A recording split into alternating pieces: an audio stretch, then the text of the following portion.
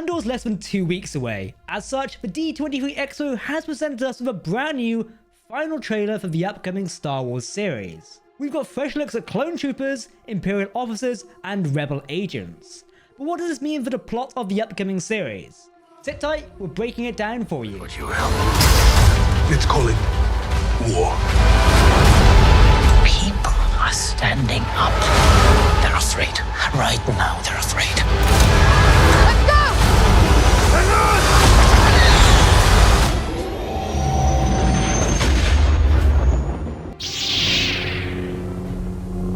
Greetings my young Padawans, my name is Captain Jack and welcome to Star Wars Now. Don't forget to hit that subscribe button by the way, we're charging towards 1,500 subscribers, just in time for Andor. The opening of the Andor trailer reveals Phase 3 clone troopers marching in a street. Probably at the end of the Clone Wars if I had to theorize, and also return from the Republic to the Empire, with Order 66 declared and clones following their inhibitor chips. Andor is there, so this is probably his home planet. We know Andor was born on a separatist planet, which is where the Empire showed their force the hardest, something we've seen in The Bad Batch. Though it does have to be noted that some of these stormtroopers are of different heights, or rather should I say clone troopers. So they could be early Imperial recruits or conscripts as well as the old guard of a clone class of stormtroopers. Mon Mothma is back again in the Senate chambers. Again, as we mentioned in our previous breakdown of a previous trailer, that's a mouthful, you can see how many Senate booths are currently empty, showing that even the senators care very little about what is happening to their government. Forrest Whitaker is back as Saw Gerrera, and he is seen meeting with Stellan Skarsgård's Luthen Rail. We know Luthen is playing somewhat of a double life. He's posing as an antique dealer on Coruscant, who encounters Mon Mothma but also appears to be an early rebel leader. Andor is seen on a stormy planet, which we have seen before on previous trailers. This might be the same planet we see the Imperial Lambda class shuttle landing on later. The same scene features Denise Gough as a female Imperial officer, Dedra Meero. We've all done terrible things on behalf of the rebellion, as we see Andor shooting someone straight in the head. This definitely gives more weight to the words in Rogue One. Even at the beginning of Rogue One, we see him shooting an informant on that, so he won't blab to the Empire. Now Andor and Luthen Rail meet. Rail definitely knows about Cassian, and this is before the rebellion becomes organized. Rail has probably heard either a story about Andor from his adoptive mother, Marva Andor, or he's been famous on bounty posters, which we have seen before of him going against the Empire. He's been fighting the Empire even before they were the Empire, as the Republic as a child.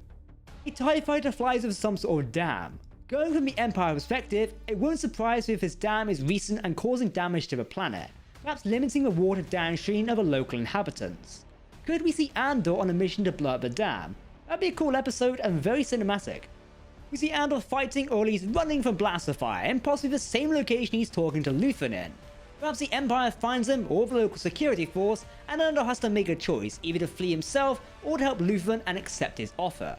We see the rebel cell on a very hilly green planet, which have been seen before, with this rebel cell using blasters which do resemble AK-47s, which is still a debate online by the way. Now can I just say, Star Wars weaponry basically was World War II weaponry. Isn't too far of a leap to just Star Wars to fire an AK-47. Still kinda cool I'll admit. We've chosen a side, we're fighting against the dark, is being said by some character to Mon Mothma. This character is Vel Sartha, played by Faye Marseille. The character was shown in some leaked action figure lineup pictures with a gun, so she might be friends with Mon Mothma and then go out to join a rebel cell. Okay, so we have a cool shot of a Lambda class shuttle landing on the industrial planet at night, and what's cool is on the landing pad you can also see the Zeta class freighter, the same freighter used in Rogue One by the rebels to infiltrate Scarif base. The crane walkers can be seen in the distance, with these also being seen in Solo: A Star Wars Story. With so many Star Wars movies or shows set during the dark times of the Star Wars universe, they do have a good collection of movie-worthy assets to flesh out the world. So it's nice to see they're using some returning CG assets and not just having to make new things just for the sake of the show. I suppose that being a show, its budget is much less compared to a movie.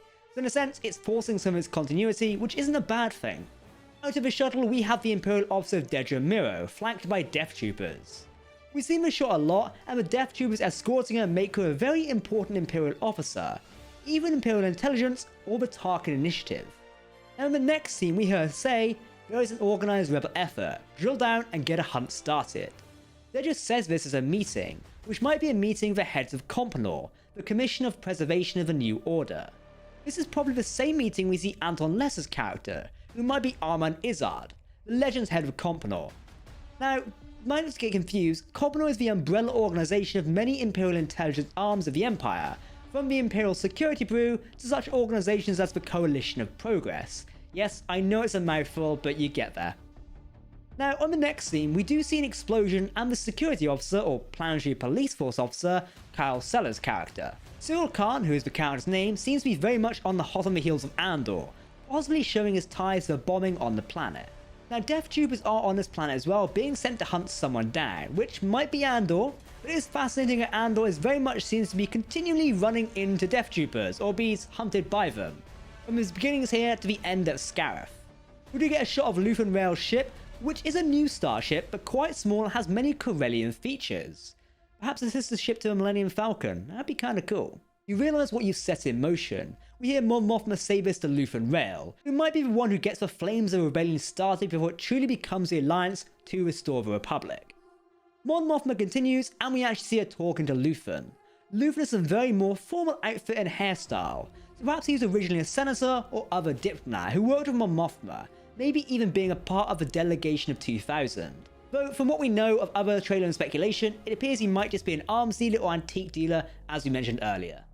Luthen could have been a vocal member of the delegation of 2000 group, and got tired of seeing what was warring around the Empire, essentially the rise of the Empire.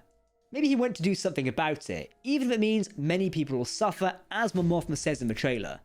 So we see many prisoners or test subjects or conscripts in an Imperial facility. We have seen this facility before, as some bases within a lake but somewhat rises out of a lake. There's an interesting shot of a very decrepit looking speeder and the character played by Verda Safu. We've seen this character as a member of a rebel cell on the Mountains Green planet of AKs, looking up at a Star Destroyer which has entered orbit and probably visiting the planet. The time has come to force their hand, Luthen says, which might be to Mon Mothma or some other character. Now Mon Mothma does reply, maybe not directly to him, by saying at what cost. I mean, we all know the cost, and she will come to know the cost. We cut to a different scene of Luthen shouting everything, which seems to be in the scene where he meets Cassian and Andor. So obviously Lucasfilm are splicing the trailers together here. It's still pretty cool, and I like it. Now the next scene is very cool, as we get to see Luthen's ship going against a couple of TIEs and a TIE bomber. And the ship they're being deployed from is really cool, because of its history. This was a concept for the Imperial Star Destroyer that wasn't originally used, a Cantwell-class arrestor cruiser. This design was originally done by Colin Cantwell, but as we said, it was not used by George Lucas. However, the ship made a brief appearance in Solo: A Star Wars Story, seen in an Imperial Academy promotional video at Coronet Spaceport on Corellia. It was also seen in some deleted scenes and cut content from a movie. It's cool that they get to use it in something in its full weird glory. The ship has 3 large tractor dishes and a forward-facing hangar bays, so it can easily, as the name suggests, arrest nearby ships of detention with either an armed escort or tractor beams itself. Though in this shot it does look like the front dish has been destroyed and pulsing with bluish energy, which might be the tractor beam systems behind it also being destroyed. Probably by Luthen Rail's ship, who we proceed to blow up in a TIE bomber. A shot of Coruscant we've seen before and its elevator system, which is really cool. Now the elevators are going down, perhaps leading to the lower levels of the planet. We know Coruscant's underworld is a host of crime and villains. Perfect breeding ground for an insurrection when you think about it.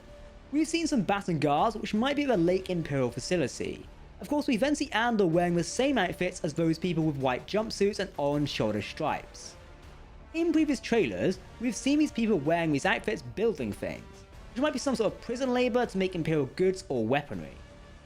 A whole force of Imperial military soldiers, not even stormtroopers, with the same uniforms we saw in Solo, can be seen with police riot shields, and an Imperial officer standing behind them, probably to stop a local populace from rioting, perhaps them being assisted by Andor or Luthen to rise up against the Empire, and we do see some civilians charging at the soldiers' shields.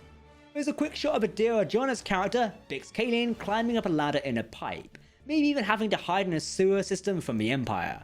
We then hear Say talking to Andor, let's take him by surprise, and she's a companion to Andor, and apparently there's some romantic things going on between them, but it might not be fully explored. A shot that came out in a previous trailer that took the internet by storm was of a silhouetted character approaching some clone troopers with some sort of stick. Whether this is Andor as a teenager or a young man is not known yet, but it could be his father and the start of a legacy for this series. For the greater good, says Saw Gerrera to Luthen Rail. who says call it what you will. So we can see Luthen not even believing in a greater good anymore, and just wanting to take the Empire down by any means necessary. It begs the question, could Luthen be more extremist than Saw Gerrera, who himself was an outcast by the rebellion for his extremist ways of doing things? A cool shot looking down the barrel of a security officer's gun, as he used to maybe shoot at an oncoming speeder which then blows up and might even follow him. Good shot there, man, well done. Saw Gerrera does continue by saying, it's calling it war, and Saw is definitely a person who knows war, having fought during the Clone Wars. Though with this highlight on Jyn, I wonder if we might see a young Jyn Erso cameo in the series. Jyn was abandoned by Saw Gerrera when she was 16 years old, in 5 BBY. Andor, the series, takes place during 5 BBY, so when it takes place, it could determine whether we see a 16-year-old Jyn Erso cameo or not. Kind of a cool idea. We do see more of a riot on this planet with other explosions or what looks to be a speeder against the local police force. We could see all this police force is overwhelmed and we bring some Empire and their soldiers to help them quell this riot. We hear Andor's adoptive mother, Martha Andor, played by Fiona Shaw, saying people are standing up. So perhaps this is what the previous scene was talking about. While she says this, we also see a lot of workers on the industrial planet. Now they might rise up to be part of the rebellion, and then get kicked down by the boots of the stormtroopers in Empire. That'll be pretty cool if so, but pretty sad. An Imperial officer we've seen before, who interestingly is wearing some sort of cape shoulder thing, has quite a shocked look on his face. The person on the left does slightly look like Cassian, but maybe this angle doesn't tell us much at the beginning.